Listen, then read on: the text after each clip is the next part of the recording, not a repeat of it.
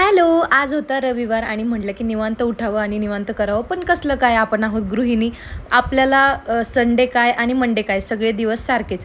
तर लवकर उठले, मस्तपैकी छान केस धुतले आणि देवपूजा करून घेतली. त्याचबरोबर किचनमध्ये आले आणि नाश्त्याची तयारी सुरू केली. नाश्त्याला काय बनवू हा खूपच मोठा अवघड प्रश्न आहे. परंतु अजिबात वेळ न दवडता लगेचच पोहे बनवायला घेतले. कारण उत्कर्ष आणि मला आम्हा दोघांनाही पोहे खूप आवडतात आणि आता अनु मॅडमचेही पोहे फेवरेट झालेले आहेत.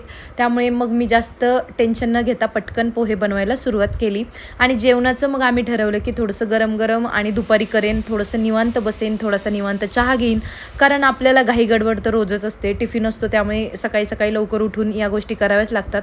आज मी विचार केला थोडासा नाश्ता निवांत करून मस्तपैकी छान आराम करणार आहे आणि इथे पोहे रेडी झालेले आहे आणि आजचा मिनी ब्लॉग इथेच संपलाय.